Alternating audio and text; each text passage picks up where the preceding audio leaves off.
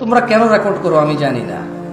যদি তোমাদের এই লোকজন দেখিয়ে বিখ্যাত হওয়া বা কিছু টাকা পয়সা বা তুমি একটা কিছু পারো এরকম কিছু বোঝানোর জন্য হলে তোমাকে কিছু বলার নাই। আর যদি দিন প্রচারের স্বার্থে তুমি রেকর্ড করো, তাহলে কোন হুজুর কোন নায়িকার নাম নিছে কোন এক মাহফিলে, তোমার তো দরকার নাই এটাকে রেকর্ড করে ছেড়ে দেওয়ার। তুমি না দিন প্রচারক, তুমি অতটুকু প্রচার করবা যতটুকু দিন।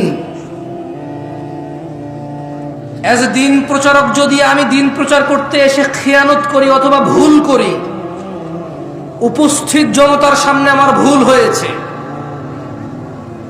কিন্তু তুমি ক্যামেরায় যেটা বন্দী করেছো, তুমি তো ফেসবুক এবং ইউটিউবে চাও দিন প্রচার করতে। আমার ওই ভুল প্রচারে কিসের দিন প্রচার আছে বলো? তুমি তো জানো এটা দিন না।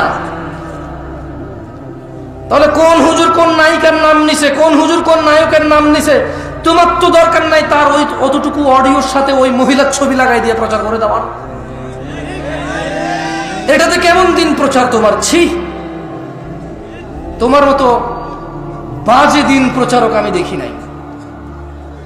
ওই লোক যে প্রতিদিন মাহফিল করে, ওই লোক যে প্রতিদিন ঘন্টা কথা বলে, 2 ঘন্টা কথা বলে, ওই লোক যে ঠিক মতো ঘুমাইতে পারে না, খাইতে পারে না, নিজের স্ত্রী সন্তানের দেখা পায় না মাহফিলের সিজনে, ওর কতটুকু মস্তিষ্ক শান্ত বা কতটুকু মস্তিষ্ক অশান্ত, শারীরিক কি কন্ডিশন, অথবা কথা বলতে গিয়ে যদি সে কারো সৌন্দর্য উদাহরণ দিতে গিয়ে যদি সেটা ভুল উদাহরণ দেয়, যদি একটা অগ্রহণযোগ্য উদাহরণ দেয়, যদি একটা অসুন্দর উদাহরণ দেয়, তোমার কি এমন, তুমি কি এমন দিন প্রচার করছো যে ওর অতটুকু অংশকে কাট করে প্রচার করে দিবার বলবা দিন প্রচার করতেছো?